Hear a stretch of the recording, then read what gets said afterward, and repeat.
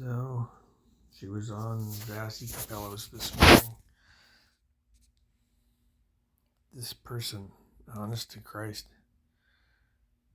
she is got nothing to offer Canadians. And she thinks that she's doing all the bidding of Albertans. Albertans won't accept. That's what she said. Albertans won't accept. And she talked about the pipeline that Canada purchased for Alberta. Thank you very much. And how we should be using that to, look maybe to new markets. How she is right. She didn't say it. She didn't say I'm right and the rest of the world is wrong. But her whole attitude was that let's agree on the things we can agree on, but I won't agree on the things I won't agree on, is basically the underlying message that comes from her. So the rest of the premiers are saying, well, you're breaking from sort of the Team Canada approach, the unity approach, and you're dividing the nation. And she's saying that she isn't trying to divide the nation, but then she uses Pierre Trudeau and his policies regarding Alberta as something that we don't want to go back to. And it's like, what are you talking about, lady? This is not that convoluted. The federal government controls the export machine.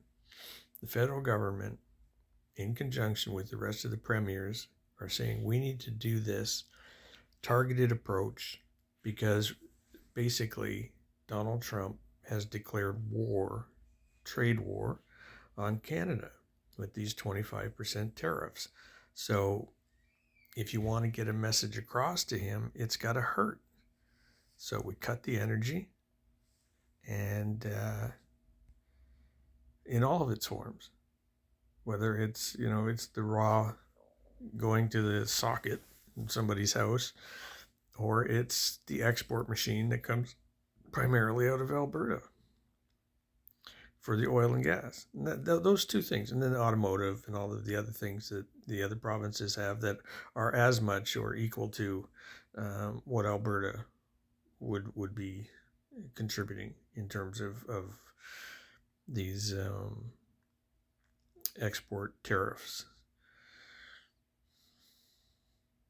But no, she doesn't see that everything that she does is contrary to Canadian values. Everything that she does, and everything she always has done. This is a person who thinks that cigarette smoking has health advantages. She's a nut.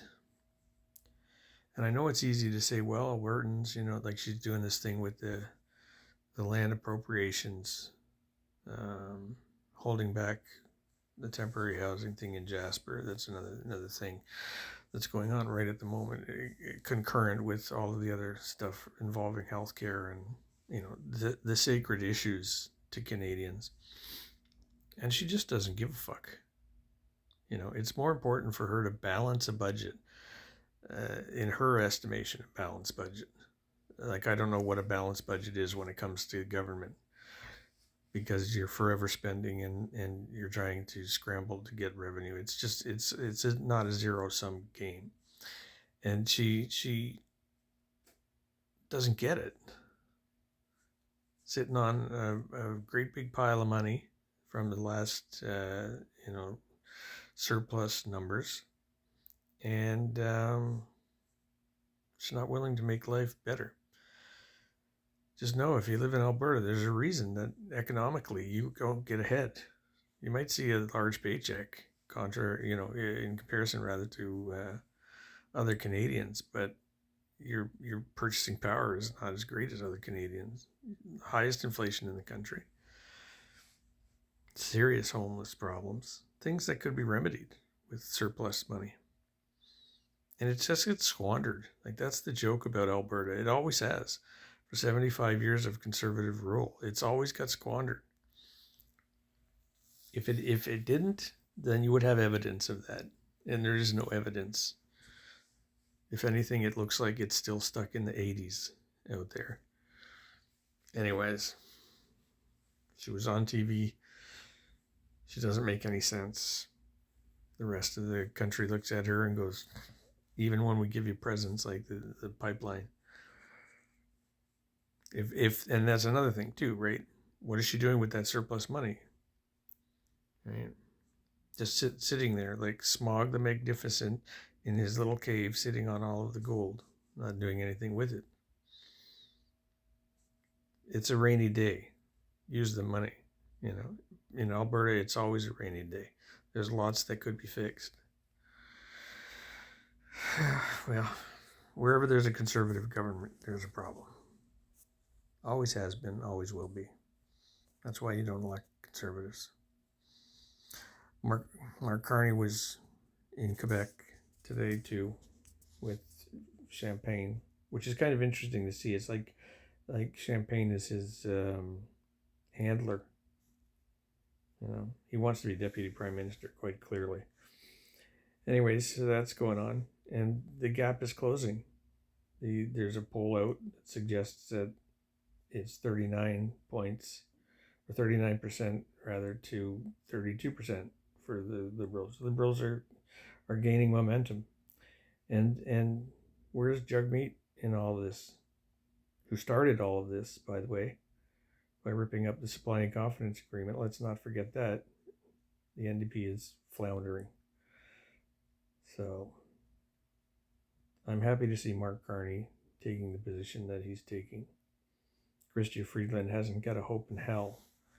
What did Trudeau say about becoming the 51st state? A snowball's chance in hell? That's about the chance that Chrystia Freeland has realistically in becoming prime minister. She was excellent all the way up to it, but she's too quirky. I hate to say that, but it's the what I call the theater of the JFK. You've heard me use that phrase before. Her appearance, she looks like she's freaking out or something all the time, and that's why the other folks are gravitating towards the position of power, which is Mark Carney. Anyways, so there's hope on the horizon. Danielle Smith was on TV being an idiot. That's it for today. Bye.